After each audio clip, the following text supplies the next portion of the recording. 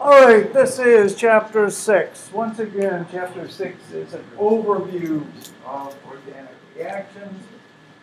You know, maybe it's designed just so that you're familiar with the concept of an organic reaction, concept of what we mean by mechanisms, little arrows and stuff like that.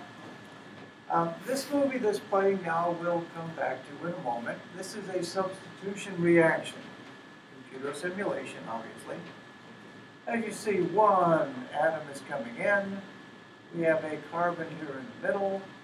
And since we just finished stereochemistry, I hope you can see that as one goes in and one goes out, we are inverting this atom in the middle here. Called an SN2 reaction. All right, so we'll come back to this. Types of reactions, well, there are really just a handful of types of reactions in organic chemistry. We're going to talk about addition reactions. We're going to take two molecules and we're going to combine them somehow. And we're going to make something else. You can make two products in an addition reaction. Simplest way is to think about it as a simple synthesis reaction. We're just combining two things together. Elimination, we're going to do the opposite. We're going to start off with a molecule, and we're going to rip something out of it. When we rip something out of it, we're going to go from one functional group to another. Elimination reaction. The one we just saw was a substitution reaction. In a substitution, we're going to take one molecule, something's going to come in, knock something else out. So we're simply substituting from one side to the other. We're going to have a couple types of substitution and eliminations that we'll deal with. The SN2 reaction that we just saw on the little movie, as I said, will go simultaneously with inversion of configuration. We'll say that there's another one called SN1 that goes with racemization.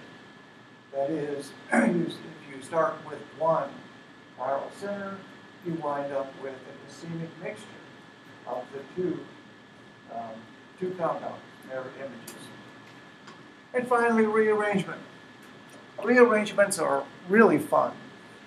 You start off with one carbon skeleton, and you do something to the molecule, and that causes it to rearrange its carbon skeleton into a new molecule. Trying to figure out exactly how it does that is the really fun part of looking at rearrangement reactions. Now what I'm going to do is just kind of show you simple examples of addition, elimination, substitution, whatever, and we'll talk a little bit more in detail about the mechanism of some of these and how we show mechanisms in organic chemistry. For addition reactions. In an addition reaction, we're going to take one molecule containing a functional group of some sort. This is ethene. It says ethylene, but that's an old name. That's actually ethene. Carbon-carbon double bond. Turns out that if you take an alkene and you react it with HBr, there are two ways you can do this reaction. We'll deal with these. One involves radicals, one doesn't. But the simple addition phenomena that happens forms an alkyl halide. So we start with an alkene as our functional group, and we wind up with a simple alkyl halide. What we've done is add the hydrogen to one carbon and the bromine to the other. We'll talk a little bit about the mechanism of that a bit later. Eliminations. This is ethanol. It's an alcohol. Again, that's our functional group. The reason that we had to learn all these functional groups was so that we could do these types of reactions and know what we're talking about. But this is an alcohol. If we take an alcohol and we treat it with strong acid, we can actually remove the elements of water from our alcohol. So there's our H and our OH, they're gone, and we convert from an alcohol to an alkene. We have eliminated the elements of the water.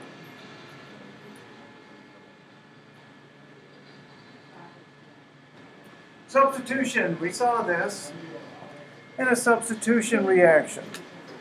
We're going to take, we're going to take one molecule and we're going to substitute some part of another molecule for some part here. Now this reaction that I've shown is different than the SN2 reaction that we talked about, but it still is a simple substitution. What we're going to do is substitute hydrogen for chlorine. This reaction is catalyzed by light. We go from a simple hydrocarbon here to an alkyl halide.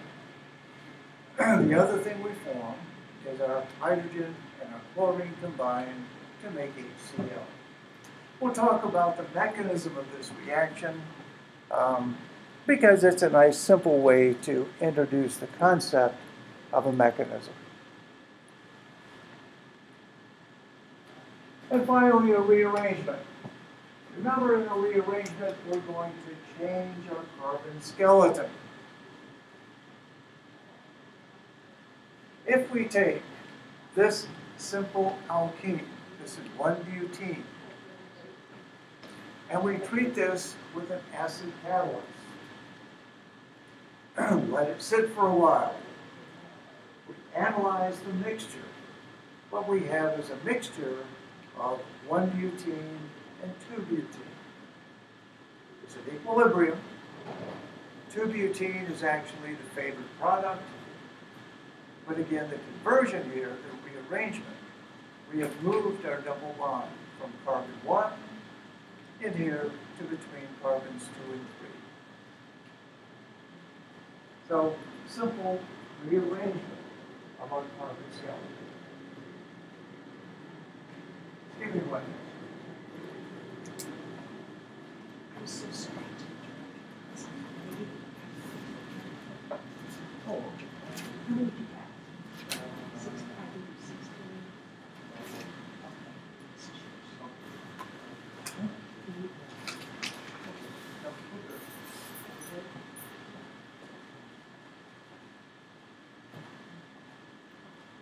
all right, so anyway, this is a simple rearrangement reaction. These are just the types of reactions that we're going to be dealing with. Let's take the substitution reaction one where we had methane reacting with chlorine, and let's use that as an example of a reaction mechanism. When we show a reaction mechanism, we're going to show the movement of electrons from within covalent bonds. We will do these either 2 electrons at a time or 1 electron at a time. If we have 1 electron at a time, this is a symmetrical splitting of the electrons. Here's our covalent bond. All we're saying is atom A will take its electron back, atom B will take its electron back, and both of these have a single unpaired electron. This is a homolytic cleavage. Homolytic simply means our covalent bond splits so that each one gets 1 electron. Down here, we have a heterolytic cleavage of a covalent bond. In a heterolytic, 1 atom is going to take all of the electrons. So here, A and B are bonded together, they're happy. All the electrons go to B, we get B with a negative charge, A is left with a positive charge. This is an unsymmetrical split of the electrons, and it's referred to as heterolytic cleavage. You'll note that the bonds here, the little arrows that we show, are different for the homolytic or heterolytic cleavage. Remember I said we're going to use little curvy arrows, just like we did in resonance, to show movement of electrons. If we have one electron transferred, you'll note that this arrow only has 1/4 sticking out, doesn't it? This guy down here has 2. So if you want to show the transfer of 2 electrons using a curvy arrow, you use the full arrowhead. If you're going to show movement of 1 electron, you simply use half an arrowhead. Those are just the conventions in this reaction. All right, in terms of mechanism, the reaction that we're doing is going to consist of 3 steps. Remember I said that we have light as a catalyst here. Light causes fluorine in this reaction to undergo a homolytic cleavage.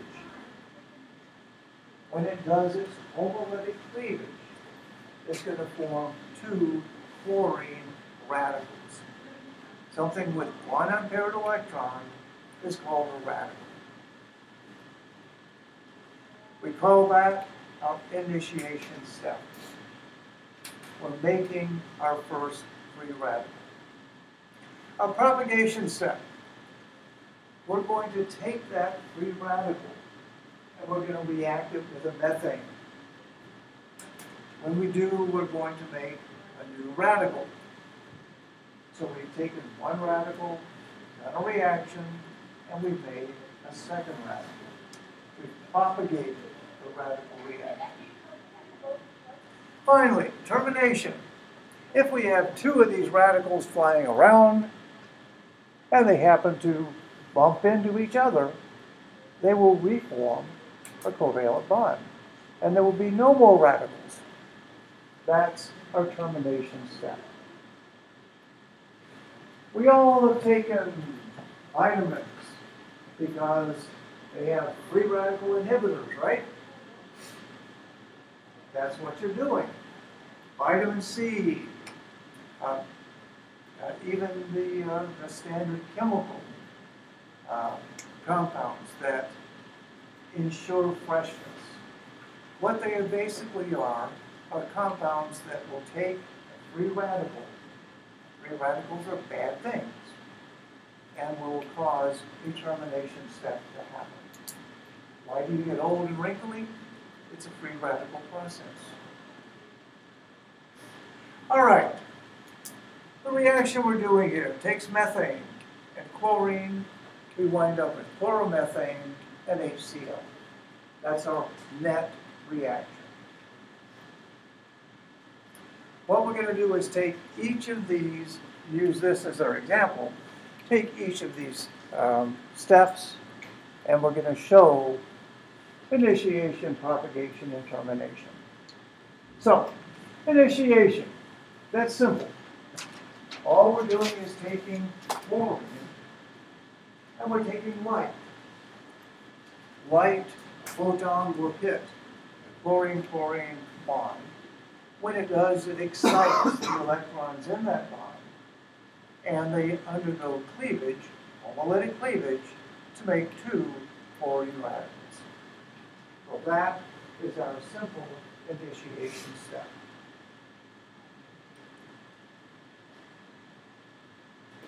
Propagation.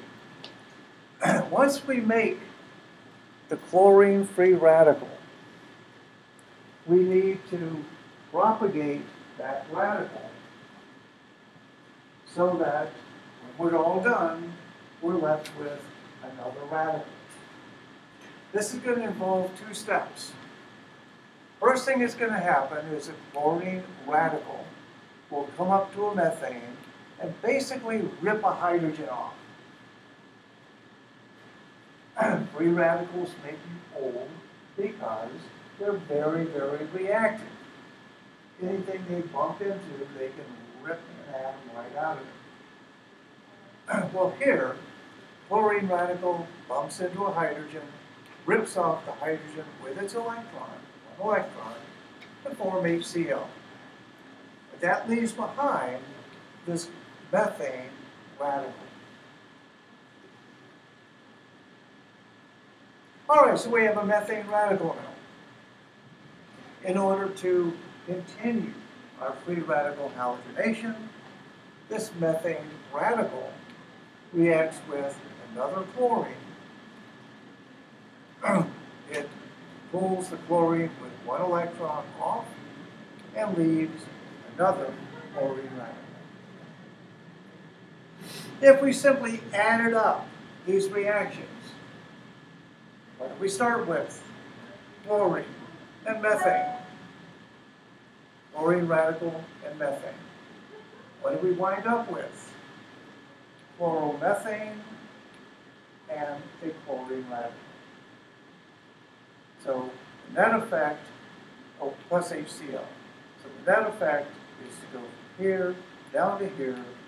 We still have a chlorine radical, so this can now react with another methane, and it goes around and around and around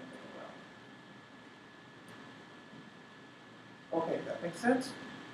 Simple propagation step. Start with a chlorine radical, end up with a chlorine radical. Termination. Like I said, what happens if one of these chlorine radicals just happens to bump into a methane radical? What they're going to do is get together, in a form a covalent bond. We now have no more radicals, and the reaction will stop.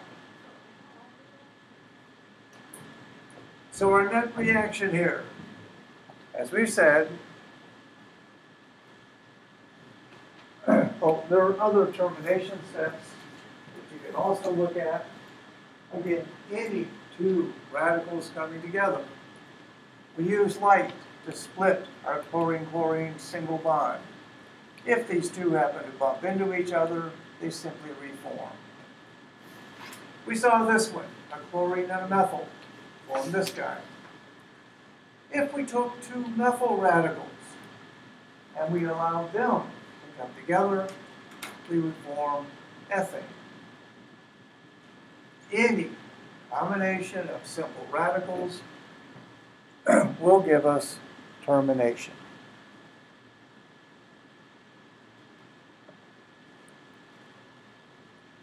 So, for our free radical chlorination of methane, if I ask you to write out the steps, our initiation step will take chlorine plus light to give a chlorine radical. That's initiation. We've made a radical. Propagation. Chlorine radical plus methane. Wind up with a methane radical and HCl. This then reacts with another mole of chlorine. We wind up with chloromethane, and we have reformed our chlorine radical.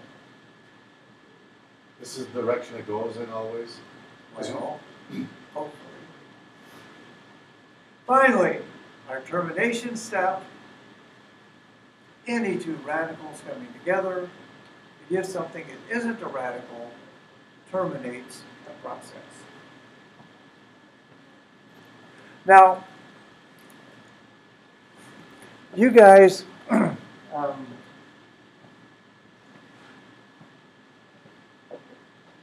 aren't going to remember this, but back in the old days, back when organic chemistry was young, and the concept of a textbook was just being invented, Two guys named Morrison and Boyd devised the first really systematic organic textbook that looked at reactions by functional group. It was a real advance back in the 40s.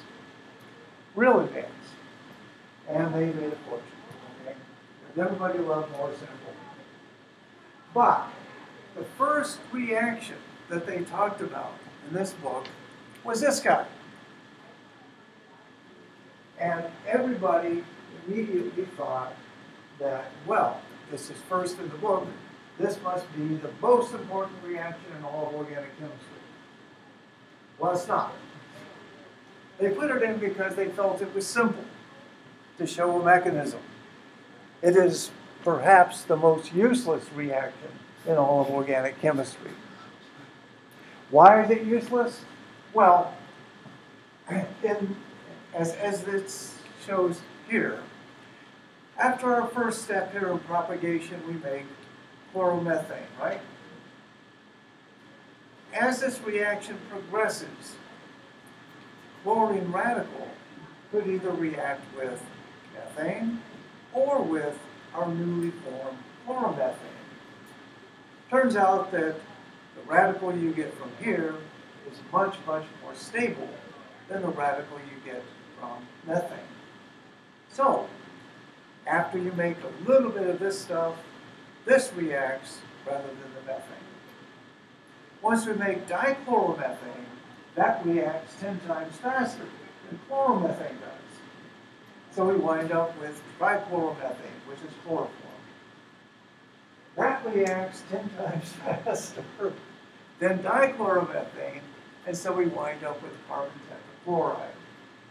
So whenever you have a free radical reaction, first of all, there is no selectivity as to where it's going to grab its hydrogen. Secondly, you wind up with an incredible mixture of products that you just have to separate. If you want to make carbon tetrachloride, 4 chlorines, this works fine. You just put in lots of chlorine and wait until you get all of the stuff converted. But if you want to do a monochlorination like this is useless. Nonetheless, it's the first reaction that people talk about, but it is perhaps the most useless. We'll see some examples later about how we can make it useful, but this is, at least with simple compounds like this really isn't something we're going to use for synthesis. Polar reactions are different. In a polar reaction, remember we talked about electronegativity, and we talked about how covalent bonds are polarized if they have atoms of different electronegativities. This is designed to represent a chlorine anion, so Cl minus, chloride. Chloride anion, in its electron density map, will have lots and lots of electron density because it has a negative charge.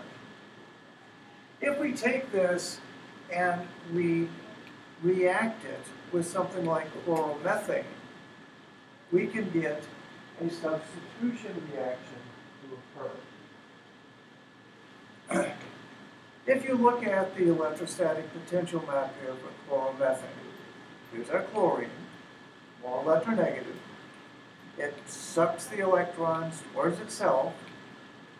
This guy down here is very positive. The chloride here is referred to as a nucleophile. In terms of acid-base theory, it's a Lewis base. It has extra electrons.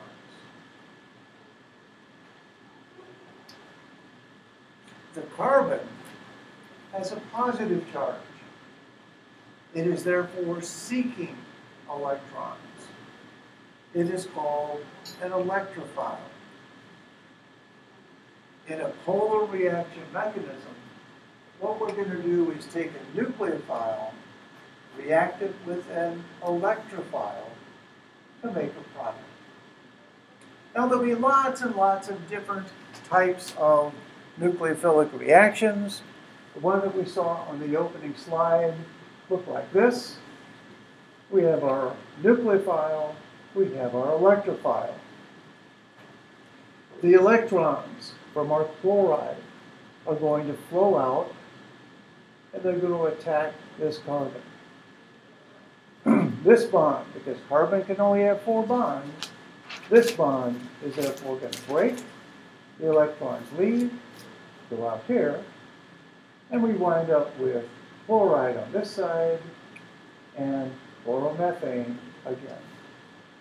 But if this was a chiral center, we have just inverted our configuration, haven't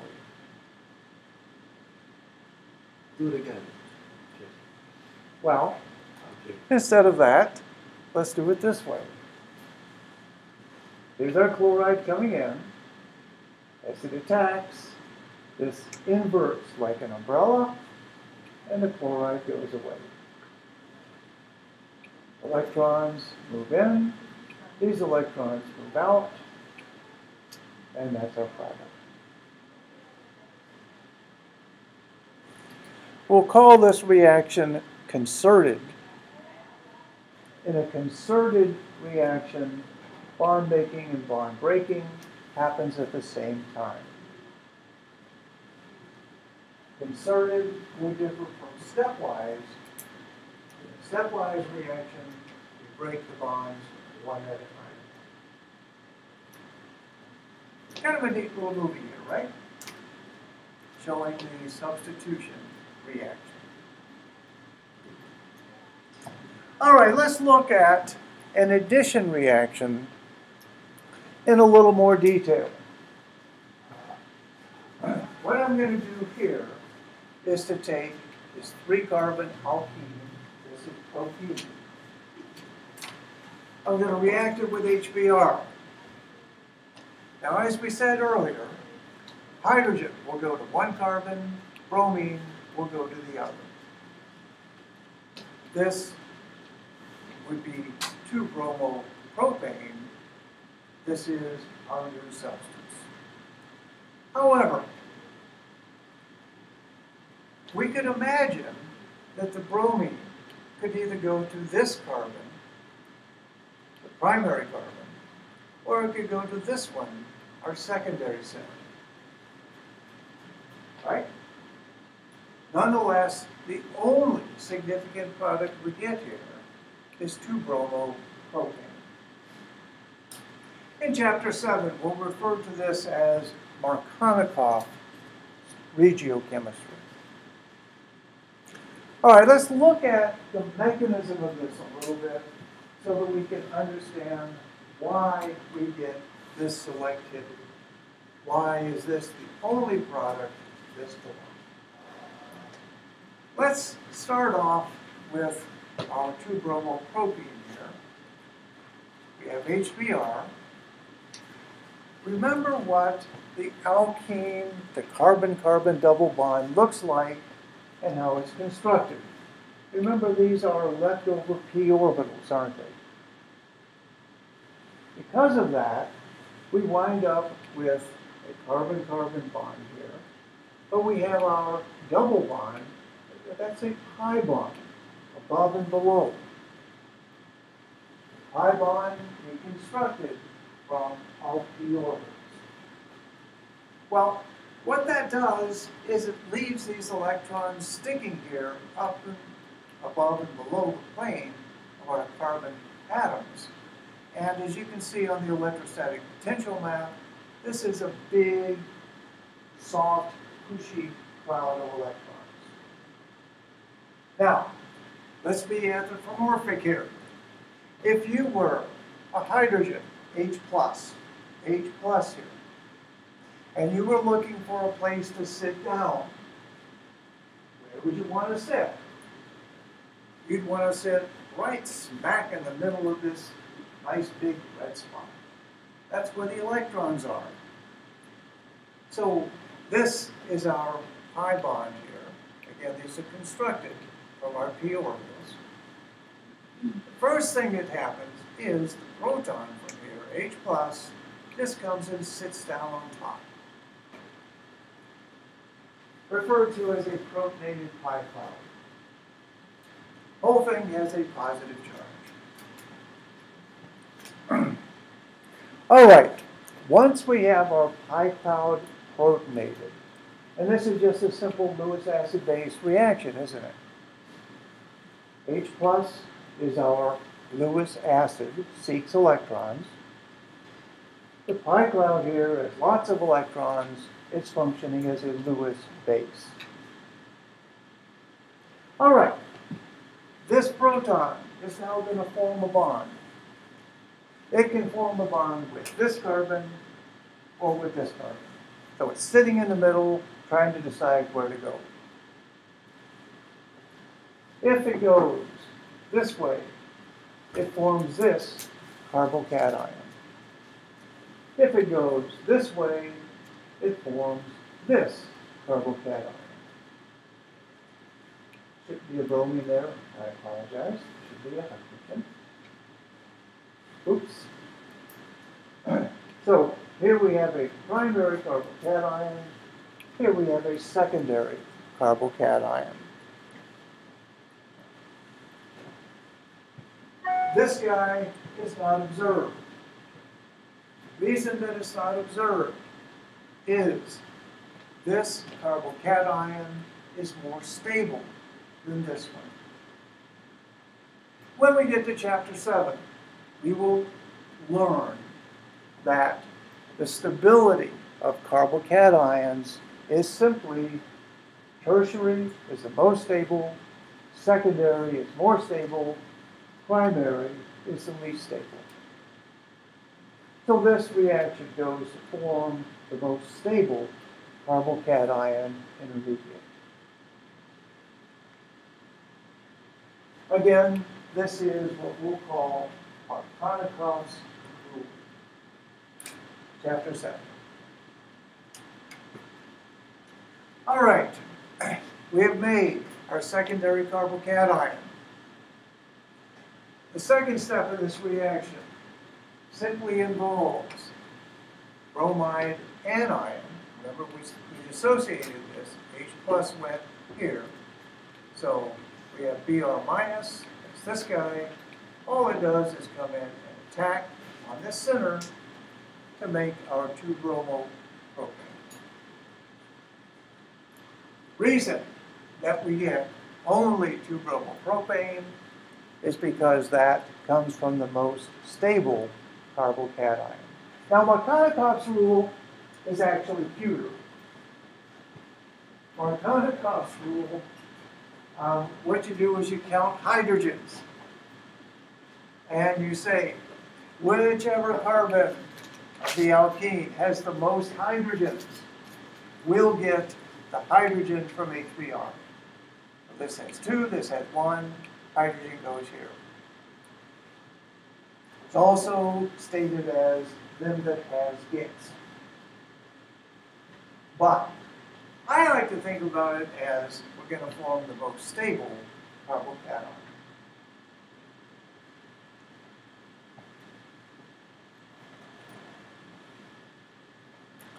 Let's look at an elimination reaction. And an elimination reaction. Remember I told you we start off with one thing and we're going to make something else. Well, here we have, this is a 2-carbon chain. So this is an ethyl parent. We have 1,1-dimethyl ethyl, and it's an alcohol.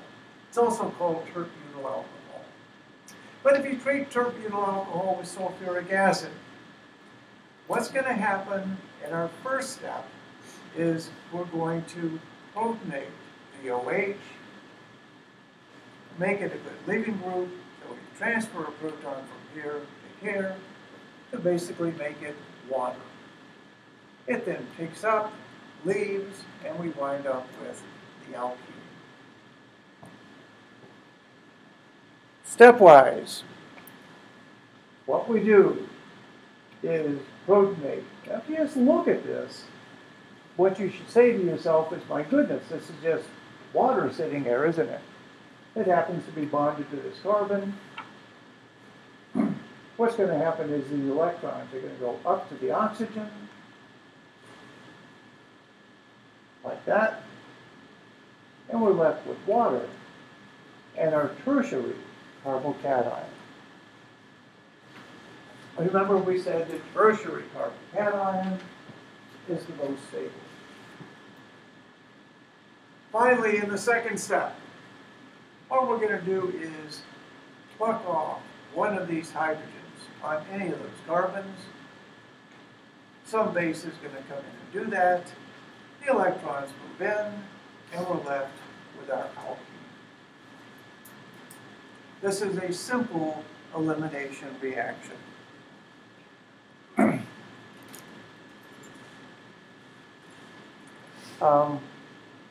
When we do eliminations, we'll see that there are lots of different leaving groups that we can have.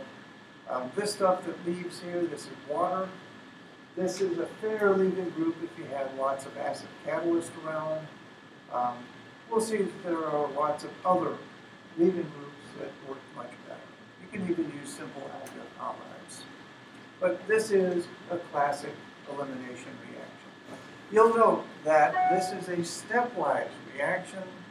We've done one step to get our intermediate, one step to get our product. That differs from what we saw in the previous slides, where we had chloride reacting with chloromethane. Remember we said the electrons came in, this left, and we made chloromethane and chloride, but it all happened at the same time.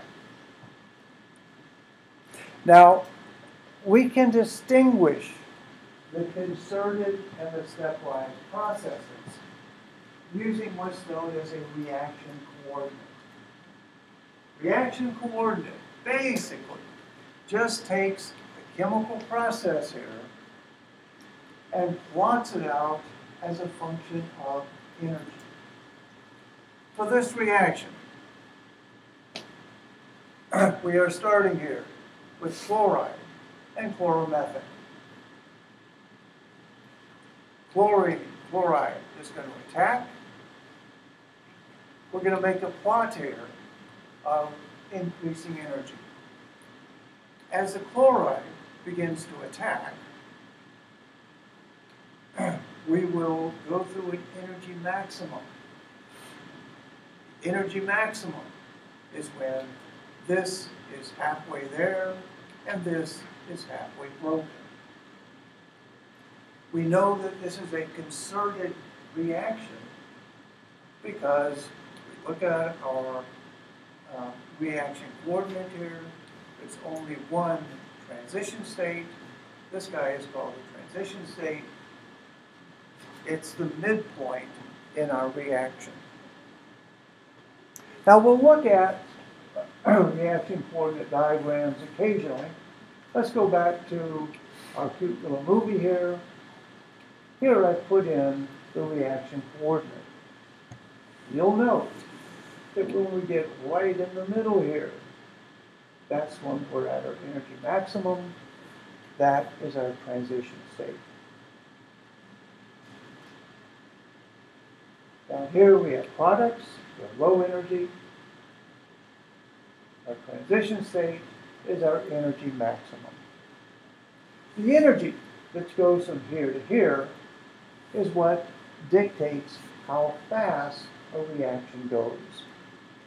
If it takes lots of energy to get up here, it'll be a slow reaction. If it just takes a little bit of energy to get over the hump, it's a fast reaction. So that's what we use reaction coordinates for. Any question with this? All right, so this is a concerted reaction. Or our stepwise reaction. We were starting here with propene reacting with HBr, and we made 2-bromopropane. But we know that the first step of this is to form our intermediate carbocation. So, This is going to be our intermediate. The reaction coordinate here is going to consist of two parts. One is going to get us to this intermediate, and the second is going to go from the intermediate to the product. The reaction coordinate looks like this. So we're starting here. These are our starting materials. We transfer our proton. Here's the transition state for transferring this proton. Once we get that, this is the energy now for the carbocation. If this had been a primary carbocation, it would take more energy to get to the product. That's why we go to the most stable carbocation intermediate. Finally, once we're at the carbocation, all we have to do is add Br- to this carbon. That's a fast reaction, and it goes from here, with this transition state, down to our final product. If you look at these, this is the slow step in the reaction, isn't it? Because it takes the most energy to get up here. Once we're here, it just takes a little bump to go to our final product. Two-step reaction. This is our slow step, also called the rate limiting step. Br- attacks. Here's our slow step. This is a lower energy transition state, and this is the fast step. Now it's neat to understand reaction coordinates, because reaction coordinates can allow you to understand a lot of chemical processes. We're all familiar with enzymes, right? Enzymes are magic things. They make reactions go fast. How do they make reactions go fast? Well, this is the enzyme aldolase. It's a space-filling model, and it's rotating slowly here. You can see the active site is coming around here, whatever. So this catalyzes the reaction that we'll actually cover next semester, where we're doing an aldol condensation, it's called. But this molecule, this enzyme, has a very unique conformation. It will always look just like this. What happens is the substrate, the thing that's going to do the reaction, will come in and will bind in one particular little pocket in this enzyme. And when it does, it binds in such a way that the reaction is accelerated. How is it accelerated? Well, this is what it would look like in terms of activation energy if we did not have the enzyme. The enzyme facilitates the reaction simply by lowering the activation energy. So we go this much to get our product, as opposed to this much without the enzyme present. That's what catalysis is all about. Any questions? All right, like I said, chapter 6 is not real intense.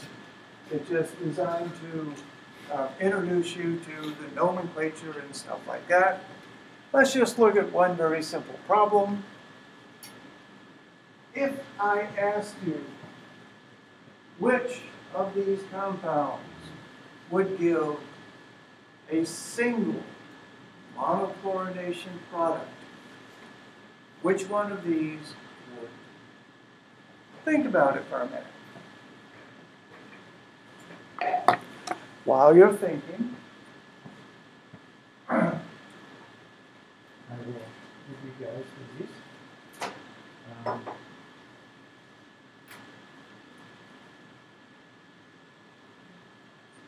And they finally got stuff together for the lab for Thursday, about time. But we don't use the one in the book. Instead, we'll just use this handout. Check on Blackboard because there'll be more information once I read it, because I haven't read what they've given us yet. All right, so we're looking for things that will give us one monochlorination product. Now, that's a fancy way of saying what? All of the hydrogens must be identical, right?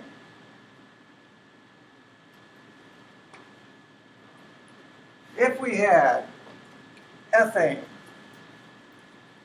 this carbon has 3 primary hydrogens attached, right?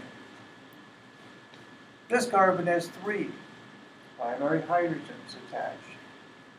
Hydrogens on this end are identical to those. Therefore, we would expect this guy to have only one type of hydrogen. This one, we have 2 types of hydrogen. These guys are attached to a secondary carbon, aren't they? These guys are attached to a primary carbon. So we could get a chlorination product with the chlorine here, or one with the chlorine on one of the end carbons. Cyclohexane. Are all the hydrogens the same? Well, we know that they're actually axial equatorial, but remember, ring flip occurs very, very fast. So on average, all of these are the same. Here, we have no hydrogens. This is, these are hydrogens attached to a secondary carbon. This is at the end of this chain. All 3 of these methyls would be the same. We have 3 types of hydrogens. This guy, well, it's kind of like ethane with a triple bond in the middle, right? The terminal methyl groups are going to be identical. And finally, down here, all of these methyl groups are the same. If we had hydrogen attached to one of these, then we would have 2 types. So as I added up, all of these guys would give a single chlorination product. Now remember, chlorination is a lousy chemical reaction. If we took one of these guys, we would get a mixture of the 2-chloro and 1-chloro propane. We probably get more of the 1-chloro because there's 6 hydrogens and 2 here. But countering that, the secondary radical is more stable than the primary radical. So you always wind up with a complex